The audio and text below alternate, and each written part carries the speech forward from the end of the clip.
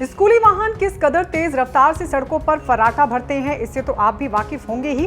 बच्चों की सुरक्षा को ताक पर रखकर स्कूली वाहन सड़कों पर फर्राटा भरते नजर आते हैं। स्कूली बच्चों की इसी लापरवाही की कीमत जिला गाजियाबाद में एक स्कूली बच्चे को जान देकर चुकानी पड़ी।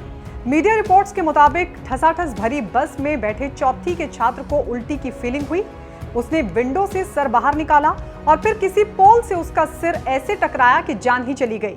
इस दर्दनाक हादसे के बाद से ही योगी सरकार ने यूपी के सभी स्कूलों के खिलाफ ताबड़तोड़ एक्शन लेना शुरू कर दिया है।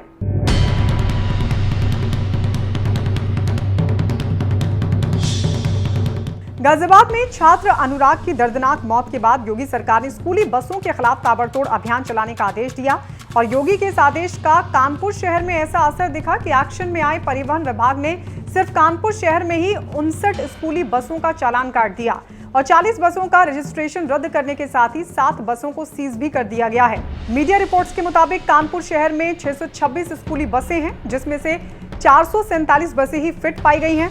लापरवाही का आलम इस कदर है कि कई स्कूली बसों में विद्यालय का नाम और मोबाइल नंबर भी नहीं लिखा पाया गया है। स्कूली संचालकों की मनमानी भी देखने को मिल रही है, जिसकी वजह से प्राइवेट वाहनों में क्षमता से अधिक बच्चे देखने को मिल रहे हैं। परिवहन विभाग के चेकिंग अभियान में पाया गया कि स्कूली वाहनों में चालक के अलावा हेल्पर नहीं थे। कई स्कूली बसों में स्कूल का नाम और मोबाइल नंबर नहीं पाया गया।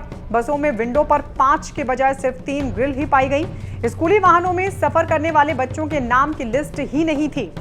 यह हाल सिर्फ कानपुर का ही नहीं, गाजियाबाद जिले का भी है, जहां हादसे के बाद भी कई बसें सुरक्षा मानकों को ताक पर रखकर धड़ल्ले से रफ्तार भर रही थीं। परिवहन विभाग ने चेकिंग अभियान चलाकर ऐसी 80 स्कूली बसों का चालान काट दिया, तो वहीं 50 स्कूली बसों को सीज कर दिया गया।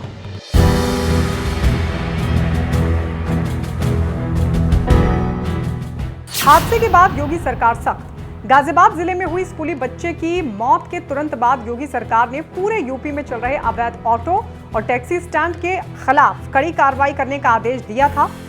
अपर मुख्य सचिव अवनीश कुमार अवस्थी की ओर से शनिवार को जारी इस आदेश के मुताबिक अवैध टैक्सी, ऑटो, बस स्टैंड के संचालन की रोकथाम के लिए 1 सप्ताह का विशेष अभियान चलाने का निर्देश दिया गया है। अभियान के परिणामों की शासन द्वारा समीक्षा भी की जाएगी। इसके लिए सभी जिलों के एसएसपी और पुलिस आयुक्त से कहा गया है कि वो 30 अप्रैल तक इस अभियान के परिणाम की विस्तृत रिपोर्ट शासन को उपलब्ध कराएं। इतना ही नहीं, अवैध टैक्सी, ऑटो स्टैंड चलाने वाले माफियाओं के खिलाफ योगी सरकार ने गुंडा एक्ट में कार्रवाई करने का निर्देश भी दिया है। अब देखना यह है कि योगी सरकार के इस आदेश पर अधिकारी कितना अमल कर पाते हैं।